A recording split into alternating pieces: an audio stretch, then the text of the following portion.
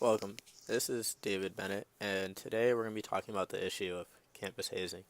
So, just what is hazing? Hazing, by definition, refers to the practice of rituals, challenges, and other activities involving harassment, abuse, or humiliation, used as a way of initiating a person into a group.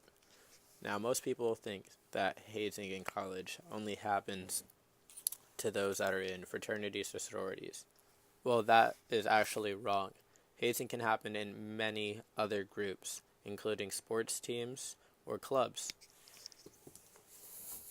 So, what exactly happens when someone is being hazed? Is it just that they're forcing someone to drink, or are they physically abusing people? Well, this actually is a case by case problem. Hazing can be seen in many different forms, and this is because not one hazing case is the same. So it's hard to generalize just what hazing is and how it can be shown throughout everyday life.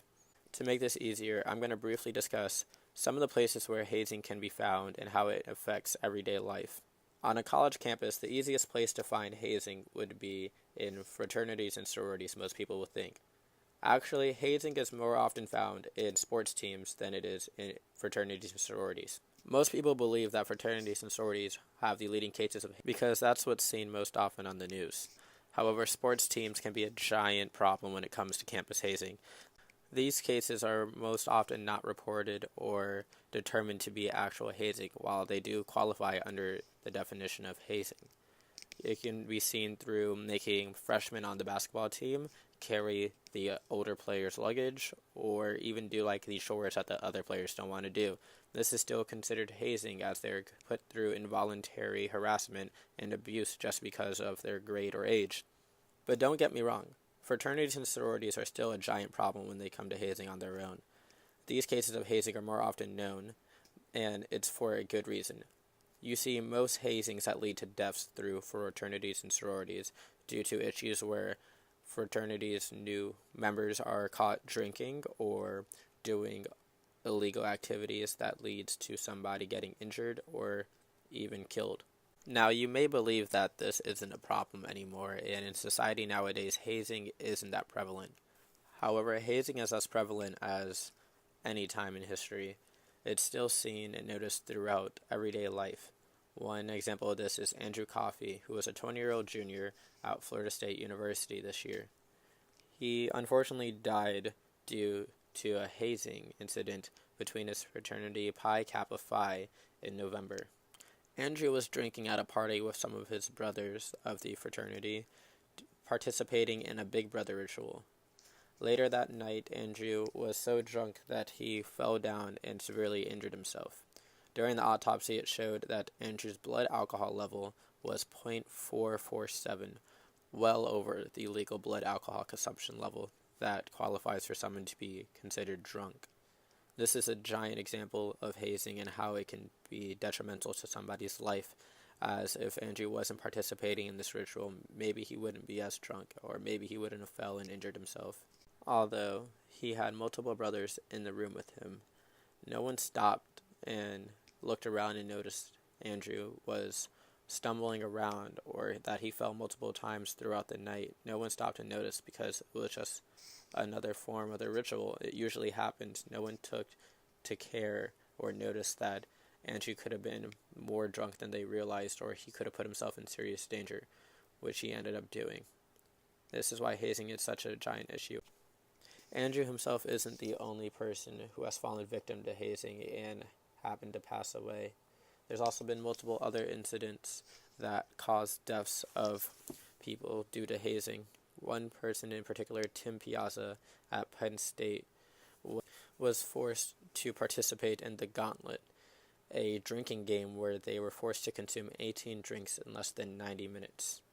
He later sustained traumatic injuries in a headfirst fall down a set of stairs due to how drunk he became. This has led for many colleges, fraternities, sororities, sports teams, and clubs to make an initiative to stop campus hazing.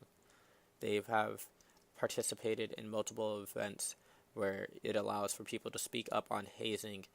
Colleges have now initiated anti-hazing programs where if you've seen hazing, you're able to report it or go speak to an advisor about it to seek treatment for what has happened to you.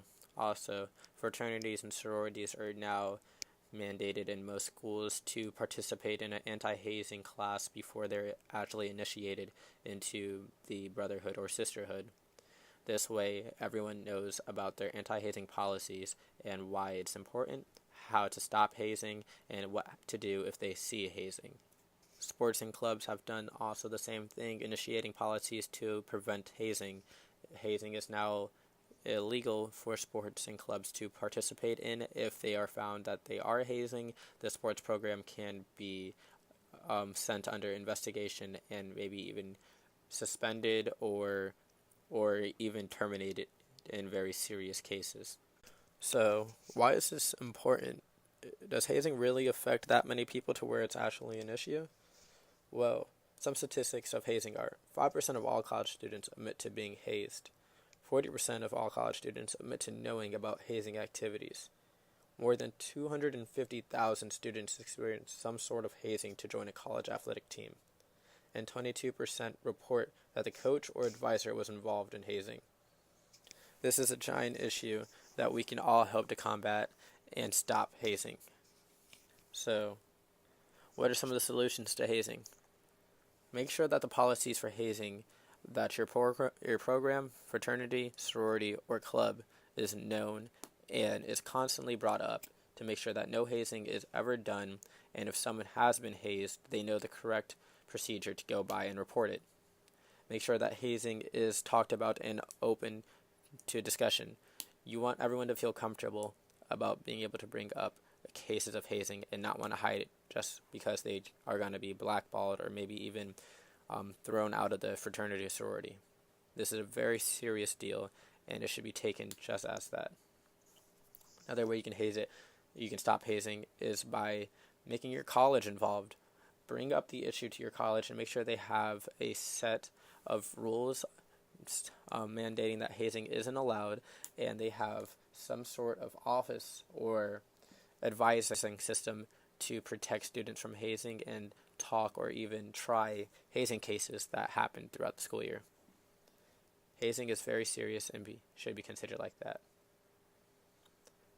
That is why hazing is a big issue, and thank you for listening.